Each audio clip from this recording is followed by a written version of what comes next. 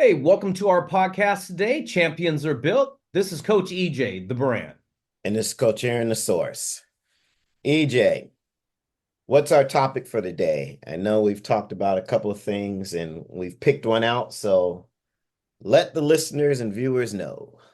Okay, Aaron, today what we're going to talk about is this subject. Why are kids going back to the transfer portal? Why are players going back and saying, oh, I want to go into portal and transfer to another school? That's our subject today.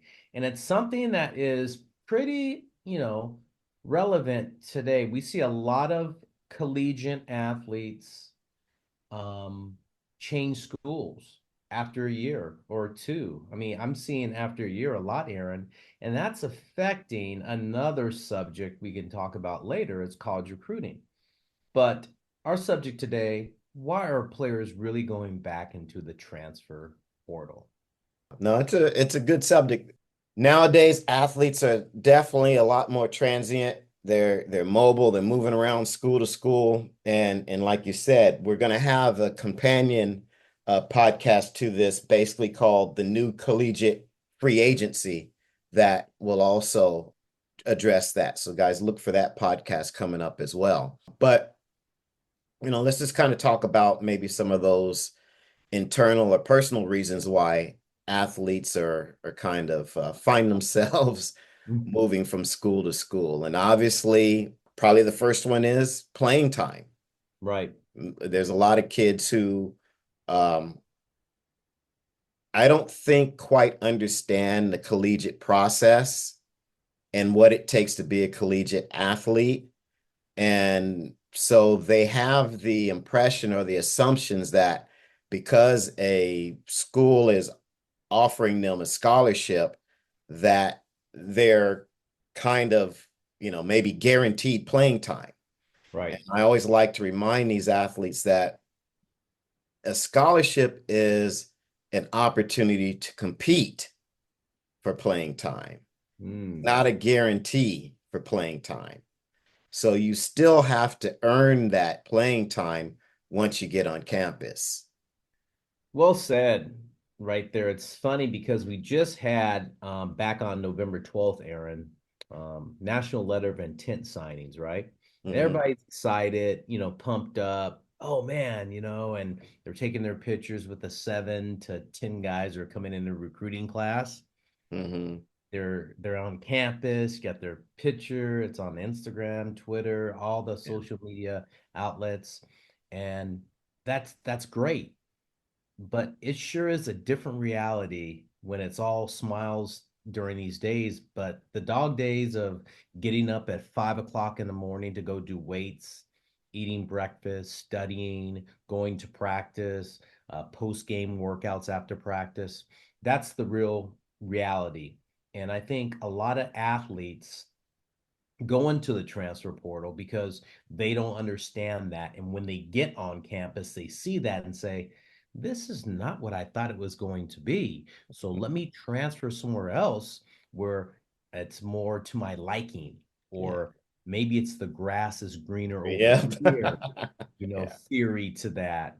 And in all reality, all the programs are doing the same thing. I'm talking about collegiate programs. Yeah. It's a way of a lifestyle for these student athletes that I think, they're not accustomed to. I would love to have this happen. I do this. I've been doing this for about 10 to 15, 20 years, Aaron, is having athletes that go to college that first year and then come back and talk to our club Yeah. ball members, our juniors and seniors that want to aspire to play collegiate athletics.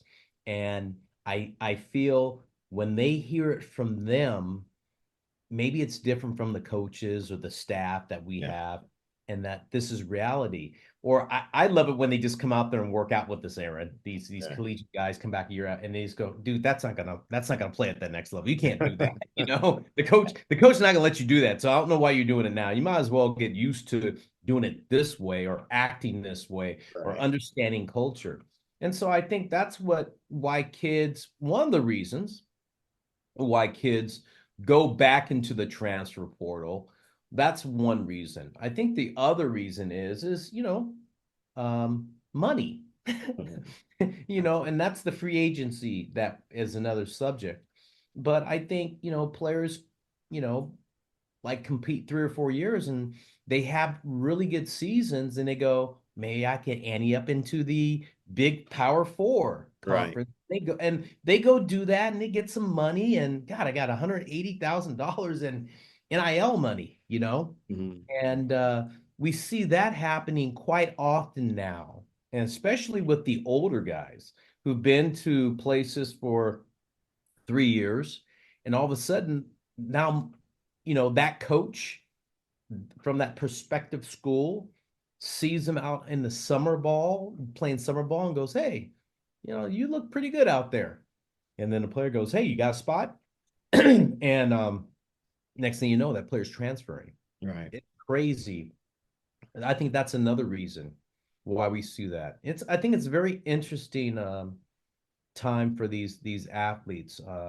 But I think the main thing, Aaron, is that these guys are surprised how the college atmosphere is so much different than what they're used to. Well, I mean, you said the word quite a few times, and the key word is reality. And I think that the perceptions or the expectations of these athletes and even the parents aren't always based in reality. Because everything kind of sells them on the front end. Right. You're having great conversations with the coaches, and you're still kind of in that initial dating period. Even though they've scouted you, they still Mhm. don't completely know you. And Right. you definitely don't know the program. So they've probably got more information on you than you do on them. And so, it's a reality check when they get on campus. And I just think, it's nice and it's fun, with social media. The kid shows up in his school to be uniform and all that stuff, and that's all Right. cute and fine. But I think that fuels that because now you're putting the kid in the uniform. Now you're doing all these things, Right. and I think in the kids' minds thinking, "Hey, I've made it. I'm accepted. They want me." Da da da da da. Extrapolate that into okay, I'm gonna be playing and all that. And Mhm. when they get there, and the coach is like, "Okay, compete," you know, and you're like, "What? Compete for what?" I Hmm. and I think some kids have a hard time with that. And sometimes it's just as simple as some, kids don't have the patience to wait in line, Right. you I know, agree with and that. and a high school kid, I really think unless you're very, very, very exceptional, and we had that talk with the Cal coaches, but Bodislaw and Wallace, you're probably Right. gonna be, you're probably gonna be standing in that queue for at least a year, that first year. And I Right. think when kids get to campus and they're not playing that first year, they get a minimal level of at bats, or or get to go to a few races or a few minutes in a game. They're Right. thinking, well, what's wrong with me? You guys recruited me. Why aren't you playing me? Hmm. And sometimes it's hard to look outside yourself and say that, hey, there's two or three guys that are better than you Right. Right. and more experienced and know the game. And you got to remember, these teams need to win now. Mm. So you've Hmm. got to get yourself up to speed, and you've got to earn, and you've got to take that spot. You've got to take those minutes and take those opportunities versus just thinking, okay, well, now that I'm here, they're going to lay it out for me.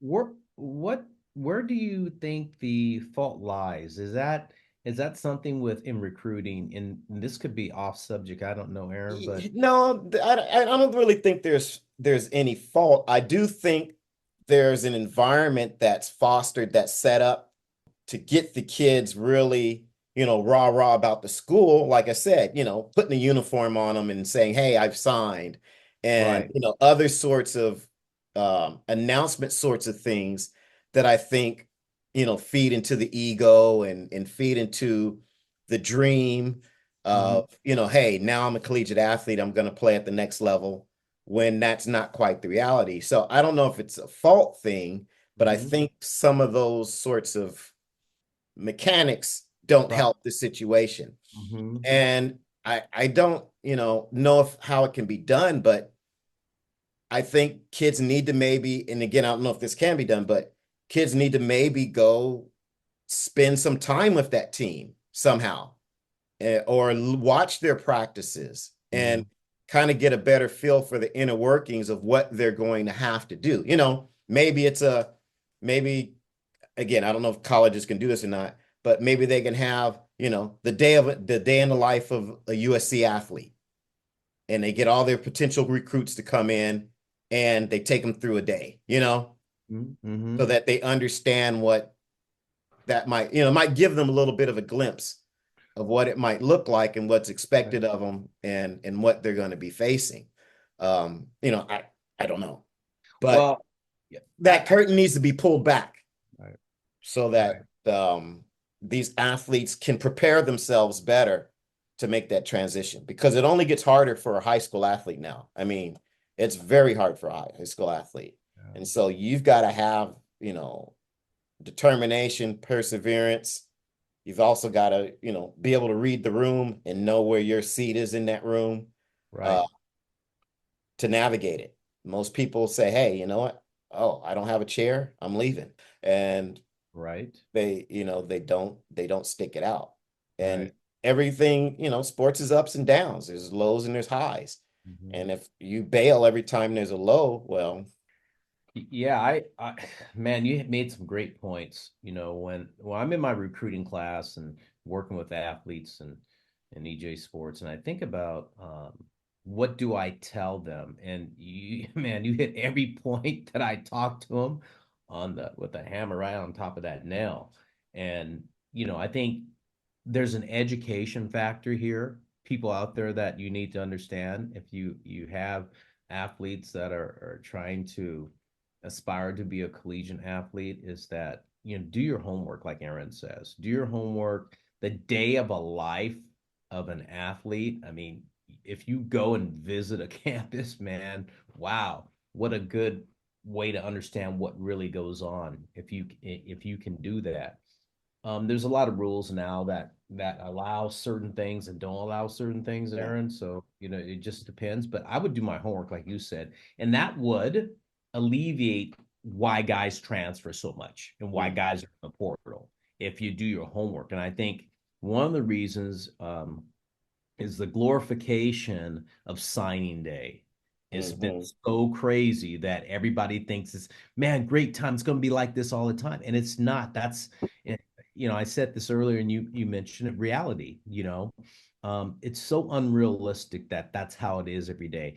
I always tell people this, Aaron, you work in the dark because in the dark is really what happens to greatness. Is that's when greatness is found, in the dark, when no one's around, when no one's got the camera on you and you're just out there. And I think that gets lost in translation with this subject of the transfer portal, is that it's a lot of working in the dark. And if you're not used to working in the dark, it's going to be difficult for you to stay at that institution and do that. So I think that's a reason why I think people are just uneducated about what it really means to be a collegiate athlete, and that's why so many players are into this transfer portal these days. And I see it all the time. And it's kind of crazy. I mean, I have so many players that call me back, and say, think about transferring. And I go, why? What happened? I'm not playing. And it goes back to a freshman athlete. When we were playing athletics, Aaron, track and field and baseball on my part, you're a freshman. The expectation when I on campus at UCSB, we had about 6 freshmen in our class. And one of us played, and that was me. And the other guys got 20, 30, 40 at bats, but they didn't transfer. They said, I'm sticking this thing out. yeah, I'm going to play one day. And yeah, these other guys are better than me right now. I just have to get, and for all of us, is to get more physical and stronger and faster and to understand the caliber of play. It was so different, going to a D1 school and all of yeah, a sudden it's faster game. It's yeah, a faster game. And I saw the game being faster and more skilled athletes. And I think, today athletes don't understand that. As a freshman, it's a privilege to play, Mhm. not a guarantee to play. Right. Yeah, I mean, my own personal experience, I mean, believe it or not, but at San Diego State, when I was running there, we actually had a depth chart, a Right. sprinter's depth chart. And so to get an opportunity to travel each week, you had to prove yourself.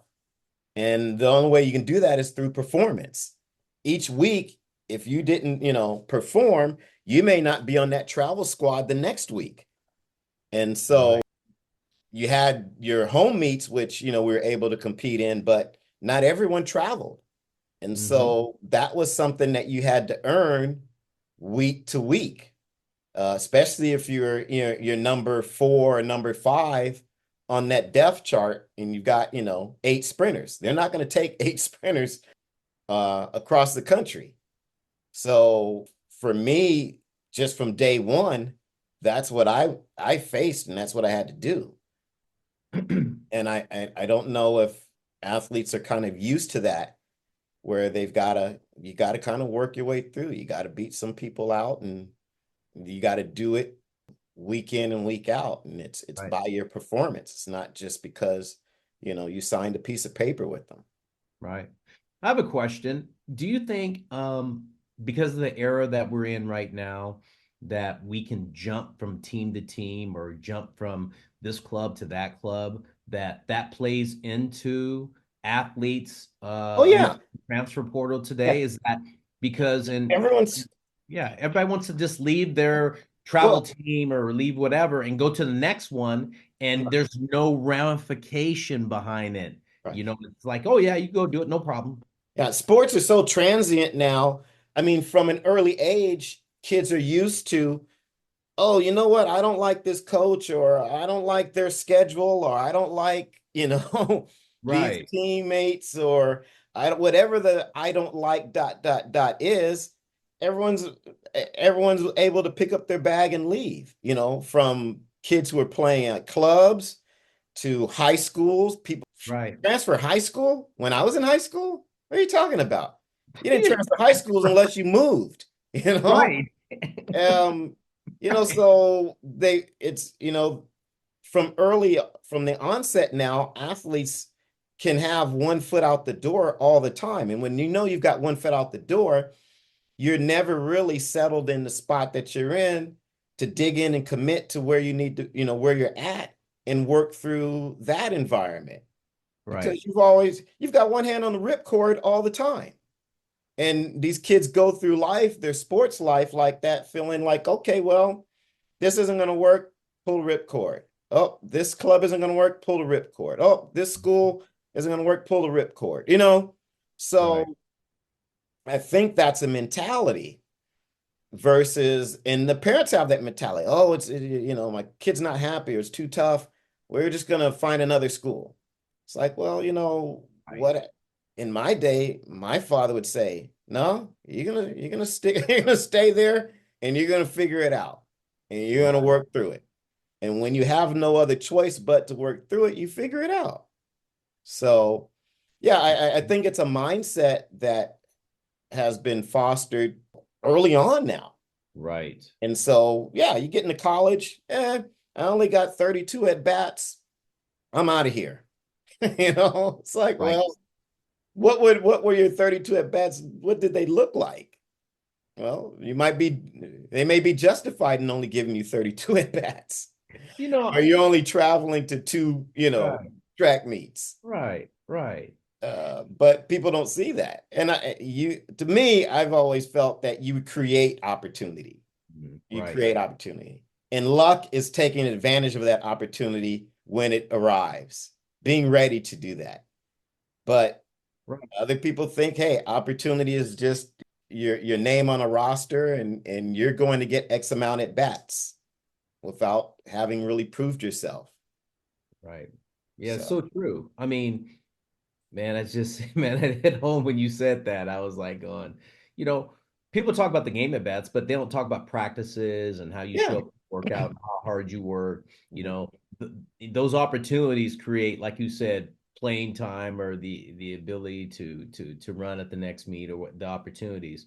And I think um, athletes today think that an opportunity is a guarantee for them because they have Yeah, some money or they have somebody promise them something. Nothing's promised. And yeah, I think that's, a big ticket in why so many guys are in the transfer portal is that promises, promises, promises. They think that, hey, listen, I did this. Someone owes me this, yeah. you know, and I think the ability to earn something is lost in translation here. And I think that's one reason why kids are so much in the portal.